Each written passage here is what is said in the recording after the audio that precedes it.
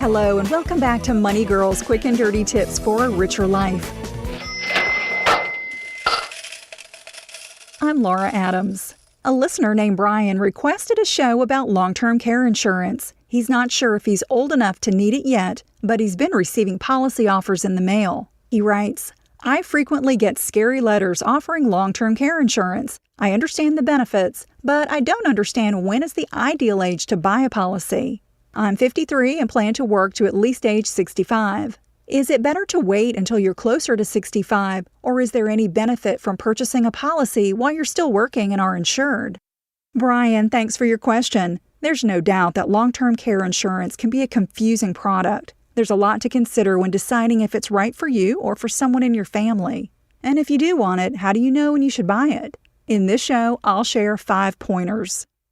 First off, let's discuss why you'd want a long-term care policy to begin with. Long-term care is a special type of insurance that covers many of the services you may need when you have a prolonged illness or disability that keeps you from caring for yourself. Don't confuse it with disability insurance, which replaces lost wages or business income if you have a serious illness or accident that leaves you unable to perform work in your occupation. Long-term care insurance is typically recommended for those nearing retirement age, but the potential for needing long-term care really exists at any age. There are 2 types of care you can get with long-term care insurance: personal care and skilled care. Personal care may include having someone help you dress or prepare meals in your home. Skilled care would come from a registered nurse or a professional therapist, for example, in or out of your home.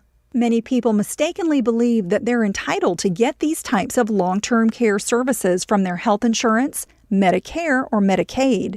Unfortunately, the majority of health insurance policies don't cover any long-term health care expenses. Medicare is a U.S. health program that's available once you reach age 65, or younger if you have certain disabilities. Medicare eligibility requirements are strict, and it provides skilled medical and home health care for a limited period of time only. Find out more at Medicare.gov. Medicaid is a state-administered program that may foot the bill for nursing home expenses when you have very little income and minimal financial assets. A good resource to learn more about these public programs is at the Centers for Medicare and Medicaid website at cms.hhs.gov. Unless there are some serious national healthcare reforms coming our way, pointer number 1 is that you should not count on the government to pay the costs associated with long-term care in either your home or in an assisted living facility. Since you are responsible for paying your own long-term care, pointer number 2 is to be realistic about how much it can cost.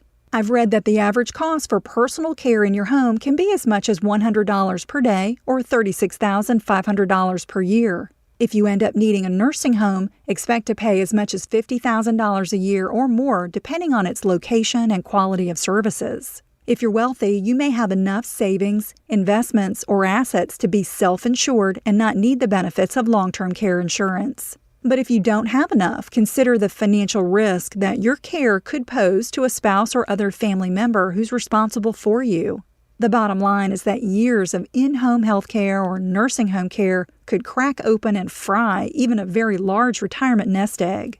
These realities are probably well promoted in the frightening letters that Brian's received from insurance companies. The predicament that many people discover is that long-term care insurance is expensive. That's pointer number 3.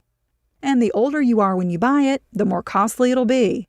For example, premiums can cost twice as much at age 70 than they would have at age 60.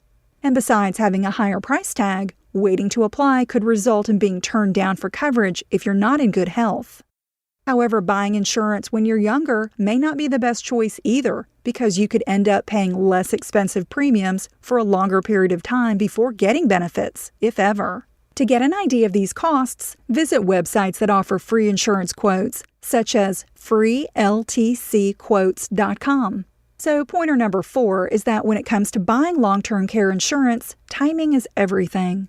There's a sweet spot in your life that's the best age to get high-quality coverage at an affordable price. But it's different for everyone because the best time to buy a long-term care policy depends on the state of both your health and your finances. So to answer Brian's question about if it's better to wait until you're closer to age 65, The best answer I can give is that it depends. Many experts recommend purchasing coverage in your 50s, when it's likely that you're still healthy enough to qualify and also earning enough to afford it. If you feel confident that your good health will continue into your 60s, you could save a lot of money by delaying the purchase for a decade. However, consider buying a long-term care policy at a younger age if you have a family history of medical concerns that require prolonged care.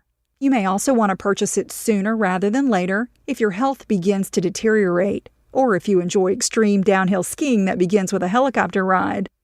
If you decide that long-term care insurance is for you, pointer number 5 is to be sure you fully understand all the features and limitations of the policy you purchase. For example, know if your policy premium can go up, and if so, consider buying inflation protection as a way to guard against increases. You can reduce the cost of premiums by lowering the daily care reimbursement rate, or by increasing the waiting period until long-term care benefits begin.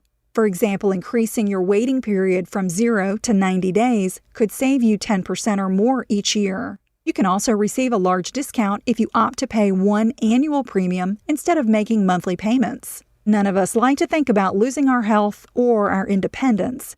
However, the harsh reality is that getting long-term care in our home or in a nursing facility is likely to be expensive. So it's wise to make a plan for how you'll fund long-term care on your own dime or pay for the cost of insurance premiums.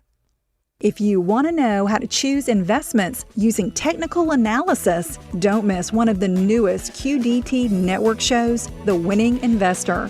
Find it in iTunes or at quickanddirtytips.com. I'm glad you're listening. Cha-ching! That's all for now, courtesy of Money Girl, your guide to a richer life.